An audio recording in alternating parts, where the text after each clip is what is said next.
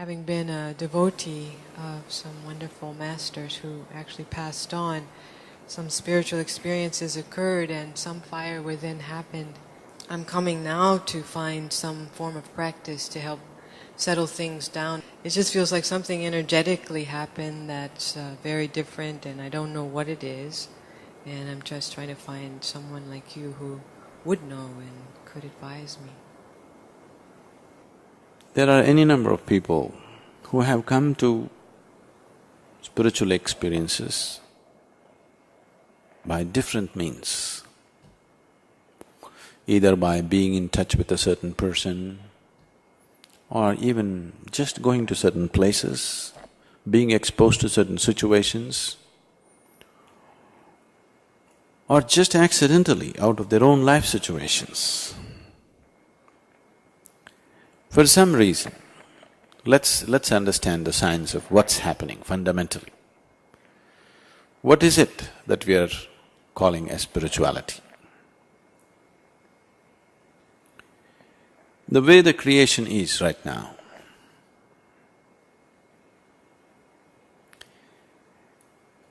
from what you call as, let's say, a rock, which is gross solidity, to what you call as plant or animal or human, or what you refer to as divine. What is this? In every possible way, every system in the world has been trying to insist that it's the same thing, isn't it? Though you don't believe any of them, at least now, whatever the scientist says, you believe. Scientists are also saying the same thing. Recently, it was very amusing for me to meet a very top-level scientist in United States, and we were just talking, and everything that I say, he says, "That's right. That's what the science is also trying to get there, but we are not clear about it. What you're saying is right." I said, "It has to be. If science says something else, science is wrong."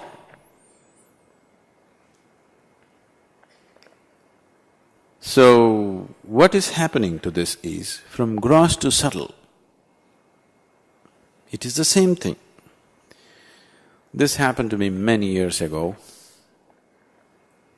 As I said yesterday, at one time, just after my university, I set up a farm.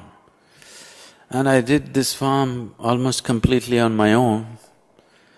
A lot of it I physically worked and built the whole thing. And I had to paint the farm. So, I'm in the family I'm an outcast because I'm doing something that they're not very happy about. So I'm running on a real bad budget. So I want to paint it, paint is expensive in the shop, so I went and bought ordnance paint, you know, the military paint. It's bad quality, but it's available in large quantities. So I got myself ordnance paint. The only color that they had was farm blue. That's not the color I wanted to paint my farm. But that's the only color they had, and I had to paint it. Before the bank people came for the inspection, it had to be painted. So I said, okay, let me paint it farm blue. Tomorrow, when we have the money, we'll paint it something else. So I am the painter, and it's a long surface to paint. If I go like this, it'll take too much time, I don't have that kind of time, so I devised my own way, put it and just walk along the wall. From this end to that end to this end, dip it and walk, holding the brush to the wall. I just took the first stroke and just walked. Here it came out thick. As it went, it became, lighter and lighter and lighter. I just looked at this and burst into tears. And I just sat there for many hours, I didn't paint. Because for me, the whole creation was right there in my experience. This is all the whole creation is. Just like a paint smear, from gross to subtle. That's all it is. What you call as a rock, what you call as the ultimate divinity is the same thing, but subtle. This is gross. So this human being has broken away from one level of existence and not yet reached the other. He's here. Out of his fear and out of his longing to survive and preserve himself, he tends to make himself like a rock. But the moment he becomes like that, there is something within him which doesn't like it. It wants to go somewhere else, to the subtle. This is the struggle that the human being is going through. So a spiritual process means consciously taking yourself to the subtle. So this subtlety can happen within you, either because you came in touch with somebody or something, or you consciously built it up within yourself, or simply because of a certain usually strife or dangerous situations for people. When danger arises or extreme strife arises in one's life, a certain intensity can come to life within you, and suddenly what was gross can become very subtle. Just being faced with death can do this to people.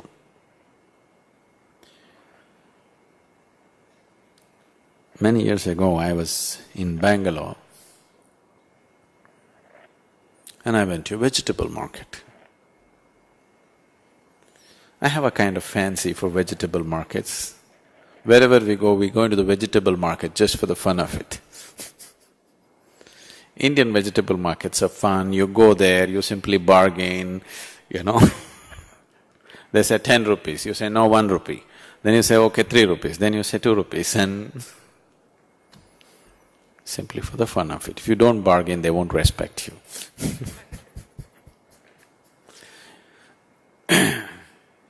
So we have a kind of fascination for vegetable markets.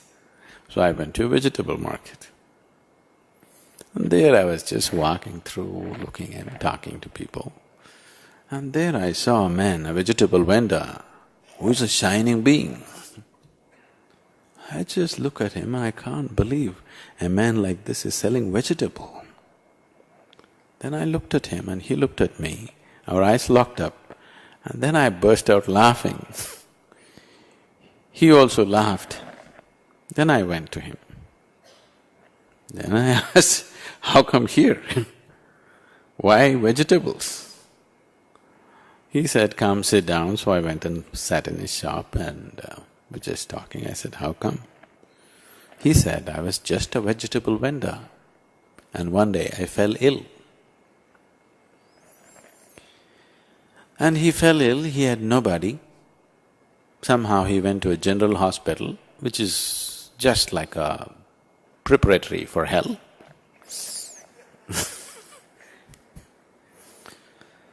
And there he was. Every day he thought he's going to die, his condition was just there. Every day he thought he will die, every day he thought he will die. But he didn't die. They don't let you die.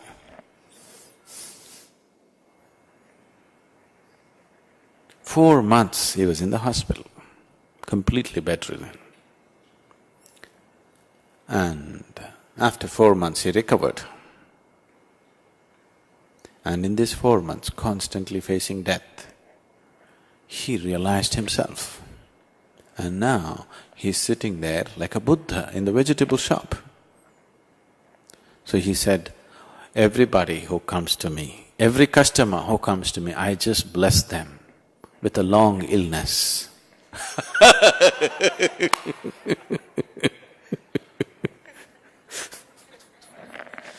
I said, what a blessing. Because for him, this illness is such a blessing. This illness has delivered him to a completely different dimension of life. So you should know where to buy vegetables. So it can happen in so many different ways. But the thing is, For most of the people who come in touch with spiritual experiences through contact or through something else, they're unable to sustain it.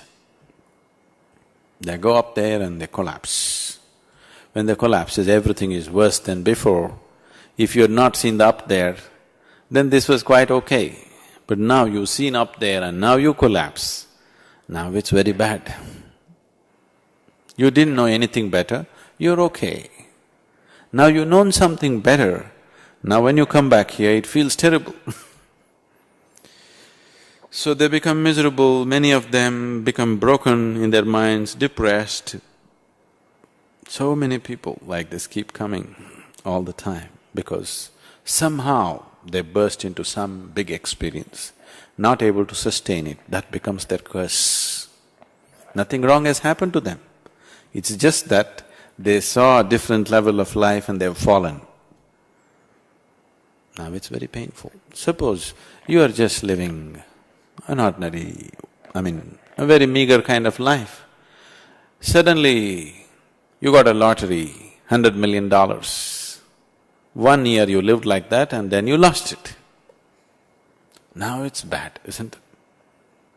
If you had not gotten that, you were just fine the way you were.